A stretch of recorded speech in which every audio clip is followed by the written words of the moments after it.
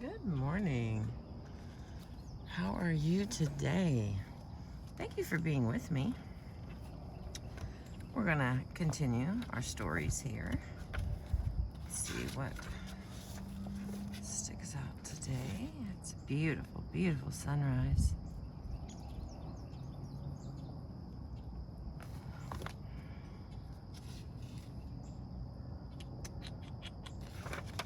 Let's see what happens when I flip the pages.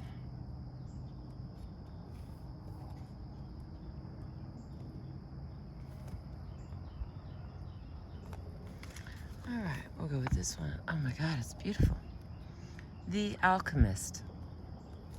Many centuries ago, when people still felt comfortable admitting that they believed in magic, there lived a young man who was determined to make his fortune by practicing the ancient art of alchemy.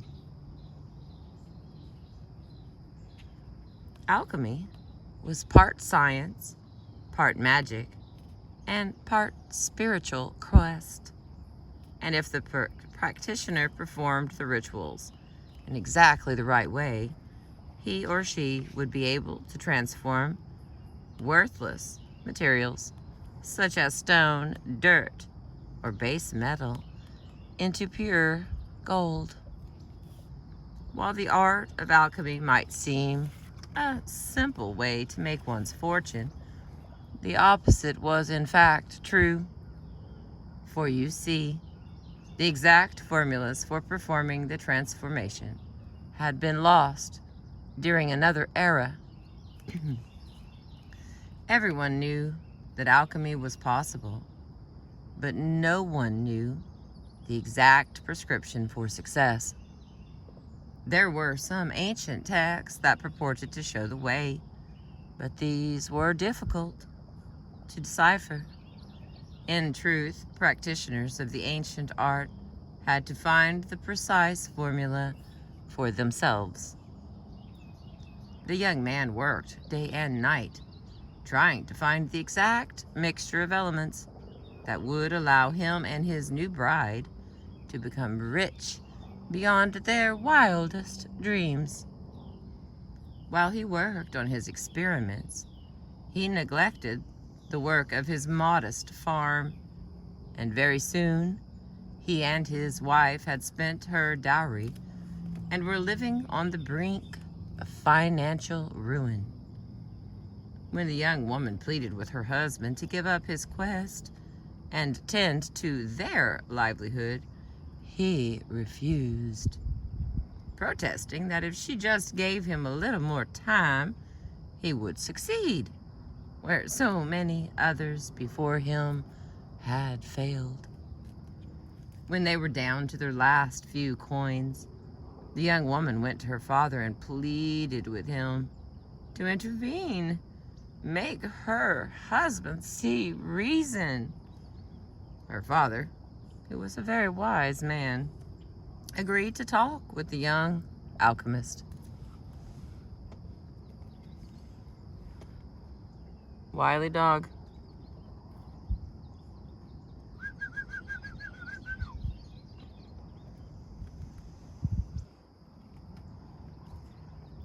Well, he'll be back. We won't worry about him. Let's see, if I show you a little bit of rock, then it looks even. Otherwise, in my angle here, it is madly uneven. It is what it is. Okay, here we continue. My dear son, intoned the older man, I received the news of your experiments with great joy. You see, I too practiced the art of alchemy when I was a young man. But although I came close, I was never able to perform the final transformation. Let me see what you have done.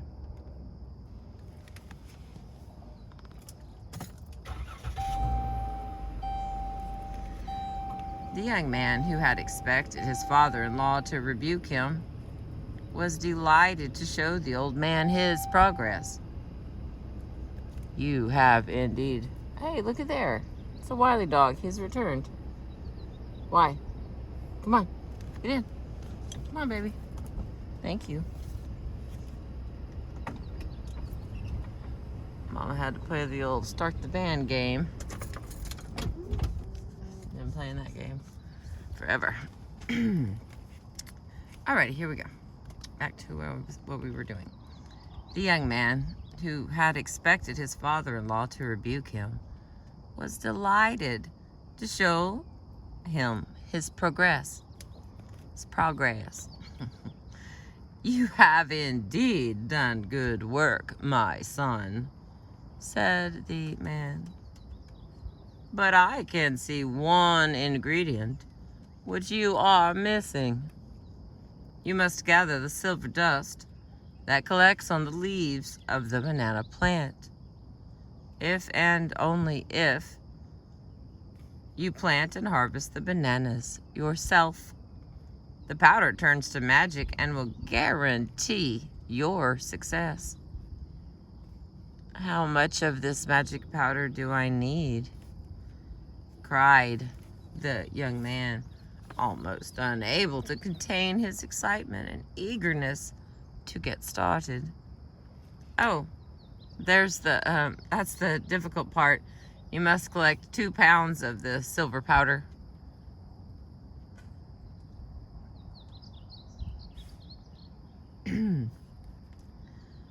2 pounds?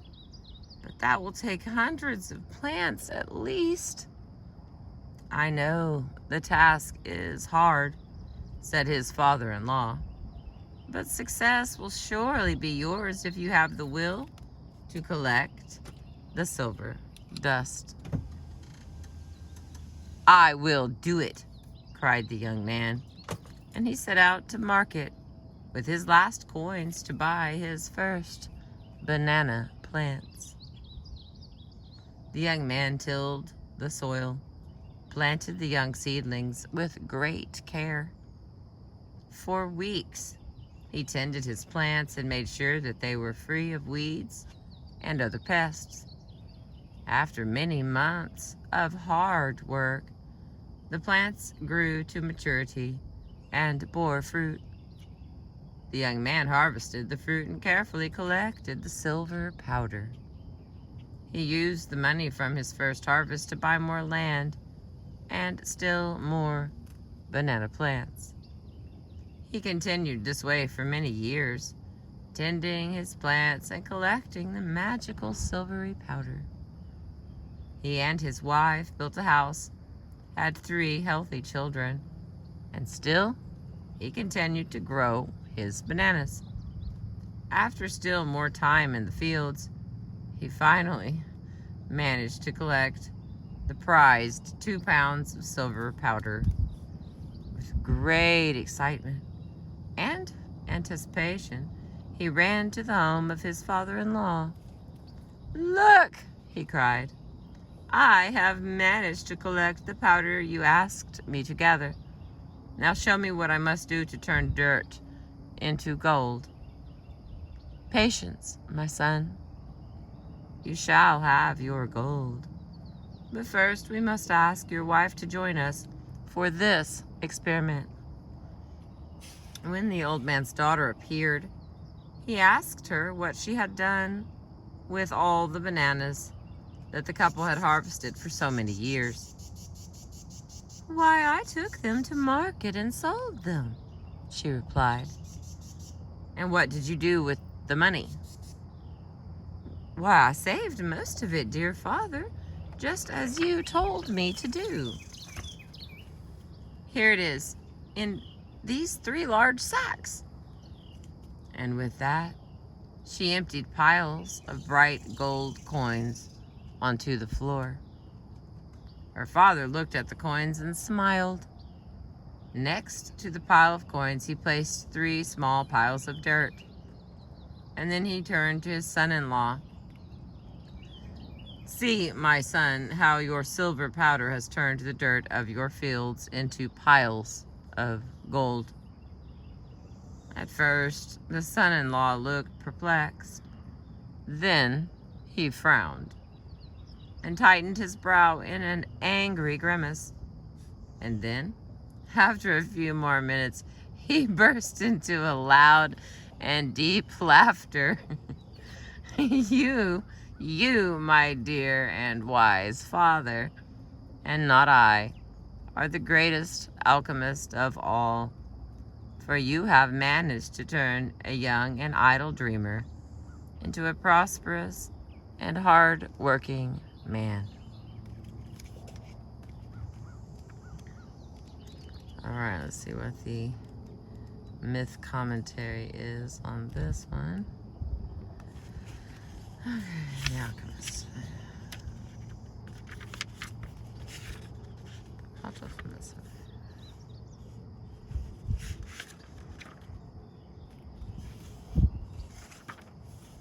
Huh. There it is. It's the first one. Okay. Myth commentary. So often, we hope for some magical intervention to change our lives and bring us instant happiness and lasting contentment and peace. Some of us may even be tempted to suspend any constructive activity that might bring about a significant change in our life circumstances while we wait for some magical change that will finally arrive and make things just right. The young man in the story believed in a miracle, but actually transformed himself through hard work that was at times boring, at times routine, and at times slow going. And while the work was not glamorous or exciting, it was work that needed to be done. So, too, many individuals discover that the work they do in their lives and in their personal growth, however stressful and at times tedious it might be, is the real magic that brings about true change and enduring emotional reward. Okay. And then here is the 10 questions from the questions for discussion. I haven't added these in any of the other videos, so I was adding them in this one. Number 1, if you were to design a healing formula for yourself, what would it be? Number 2, what are the necessary steps in the process of personal growth? Is there a step that eludes you? Number 3, when in your life have you waited for magic to happen? What was the outcome?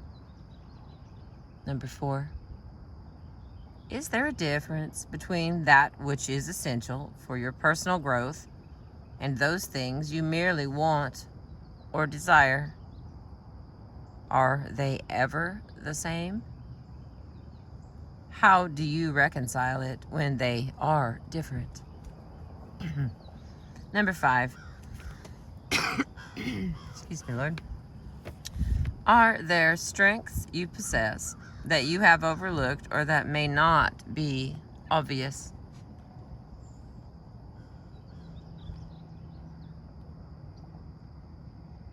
Okay, that was number 5. Are there strengths you possess that you have overlooked or that may not be obvious? Okay, number 6. Does it help you to believe in yourself if someone else expresses confidence in you? Have you ever borrowed someone else's enthusiasm? Number 7. Have you ever missed the trees because you have been so focused on the forest? Do you have goals that get in the way of enjoying everyday life?